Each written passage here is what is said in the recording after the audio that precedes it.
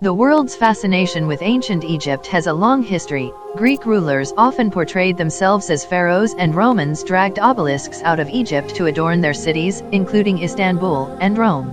Following Napoleon's invasion of Egypt in 1798, Egyptomania gripped Europe, and amateur archaeologists began flocking to the country, unearthing massive temples and statues and excavating untold numbers of tombs, including the famous tomb of Tutankhamun, discovered by Howard Carter in 1915.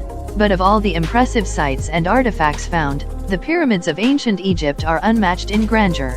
These massive monuments displayed a person's power and wealth and served as a place of ascension into the afterlife. Over 100 pyramids have been found in Egypt, mostly in clusters along the west bank of the Nile. Research on the pyramids have been taking place since the early 19th century, with early archaeologists clearing sand from the complexes and exploring the interior chambers, and later archaeologists scanning and restoring the monuments. However, for all the centuries of excavation and research, many pyramid mysteries remain. Pyramid mystery number 1. How were the pyramids of Egypt built? The Pyramid of Khufu, the largest Egyptian pyramid, is made of 2.3 million stone blocks, each weighing anywhere from 2.5 to 16 tons.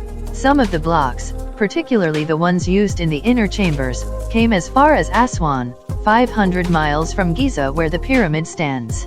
But how did ancient Egyptians build such massive pyramids without using simple machines such as the wheel, which, while used by Egyptians for pottery making, was not used for carts or chariots until 1500 BCE, likely because wheels weren't much use in the thick sand that covered the country. It's an age-old mystery, and one that continues to be an enigma for ancient monumental complexes across the world. While there are numerous theories, there is a lack of hard, archaeological evidence to fully support any one of them. One theory about how the blocks were moved involves sleds and wet sand. A painting in the tomb of Jehudiotep shows men dragging a colossal statue on a sled. In front of them, a person pours water onto the sand. While initially thought to be a ceremonial gesture, physicist Daniel Bohn recently discovered that the right amount of water, about 2 to 5% of the volume of sand, increased the stiffness of the sand and reduced the friction between the object being dragged and the ground, making the object much easier to move. The same technique may have been used to drag stone blocks to pyramid construction sites. Pyramid mystery number 2. What's inside the mysterious cavities inside the Pyramid of Khufu? In 2017, Scan Pyramids made a massive discovery inside the Pyramid of Khufu. With the aid of muon tomography, a non-invasive scanning technique that uses cosmic rays to produce 3D images of spaces and can penetrate much more deeply than X-rays, researchers discovered 2 previously unknown voids inside the pyramid, the first new spaces found inside the pyramid since the 19th century. A small void was detected on the pyramid's north face, approximately 15 feet long, horizontal and sloping upwards. This could be a passageway. More significantly, a 100-foot-long void was found above the Grand Gallery, itself a magnificent passageway that provides access to the burial chambers towards the center of the pyramid. Not much is known about this larger chamber. It could be either horizontal or at a slope, and may actually be made up of several smaller rooms. While it is unlikely to be a burial chamber, it could be a second Grand Gallery, or, more intriguingly, hold some of the secrets to the engineering and construction behind the pyramid. The Bent Pyramid, built by Snefru, Khufu's father, has a similar chamber above the main burial chamber. The space is believed to help reduce the weight of masonry pressing down from above. Pyramid mystery number 3. Why did the Egyptians stop building pyramids?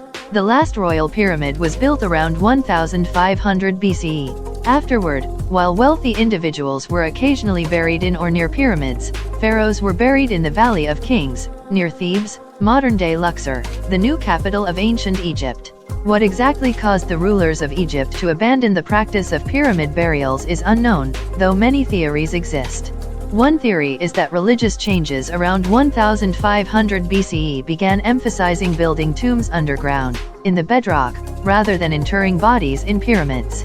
Thebes, unlike the previous Egyptian capital, Memphis, had far less open space, and what little there was rocky and rugged, hardly the ideal landscape to build massive monuments.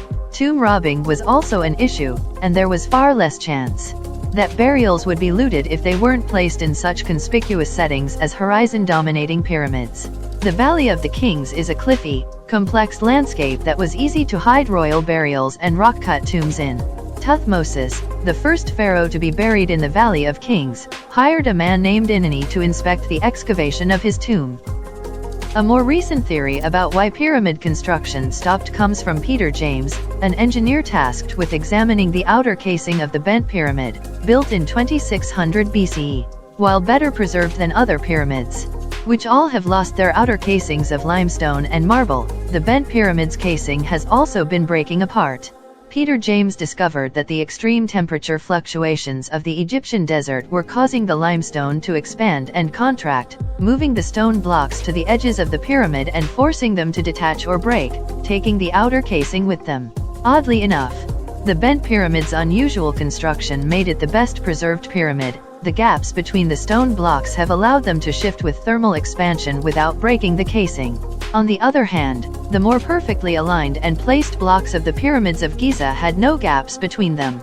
Any shifting of the blocks caused them to push against each other, causing the casing to disintegrate rapidly.